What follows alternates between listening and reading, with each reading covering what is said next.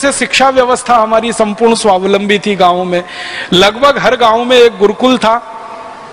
कोई कोई गांव में तो 2 गुरुकुल थे, कोई कोई गांव ऐसे हैं जहां 3 गुरुकुल थे, लेकिन कम से कम एक गुरुकुल तो हर गांव में था। और गुरुकुल जब मैं शब्द इस्तेमाल कर रहा हूं तो आज की तुलना में जब आप इसको समझने की कोशिश करें तो 12वीं कक्षा तक का विद्यालय, इसका मतलब था अंग्रेजों के आने के पहले का गुरुकुल।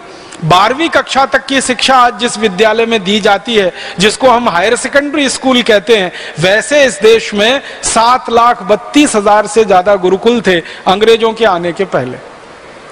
गांव लगभग 7.5 लाख थे और गुरुकुल 7,32,000 थे। माने एक आध कोई गांव को छोड़ दिया जाए तो हर गांव में गुरुकुल थे। और गुरुकुल के ऊपर उच्च शिक्षा के लिए, उच्च विद्या के लिए कॉलेज स्तर के केंद्र थे, जिनको आज हम डिग्री कॉलेज कहते हैं और जिनको हम यूनिवर्सिटी कहते हैं। तो डिग्री कॉलेज और यूनिवर्सिटी दोनों मिलाएं तो ऐसे 14,000 केंद्र थे भारत में अंग्रेजों के आने के पहले तक, दक्षिण में, उत्तर में, पूर्व में, पश्चिम में। और जिसको आज हम साक्षरता की दर कहते हैं ना, ये साक्षरता की दर 97% थी पूरे भारत में, जो आज आजादी के 60 साल के बाद, 63 साल के बाद सिर्फ 50% है। अंग्रेजों के पहले साक्षरता 97% थी। अद्भुत शिक्षा व्यवस्था थी। एक आध ही गांव में कोई मिलता था जिसको पढ़ना लिखना नहीं आता हो, सबको पढ़ना लिखना आता था। जो अंग्रेज आए हैं इस देश में, वो अपने देश से हमारी तुलना करते हैं इतिहास की किताबों में। कई अंग्रेज कहते हैं कि हमारे देश में तो सबसे पहला स्कूल 1868 में शुरू हुआ लंदन में, लेकिन भारत में तो उससे हजारों साल पहले से 7,32,000 से ज्यादा स्कूल चल रहे हैं।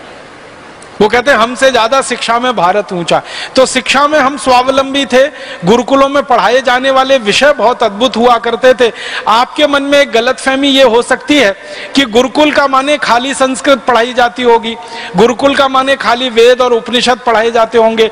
गुरुकुल हमारे देश में इंजीनियरिंग के भी हुए हैं, जहां सिविल इंजीनियरिंग पढ़ाई जाती थी, कंस्ट्रक्शन।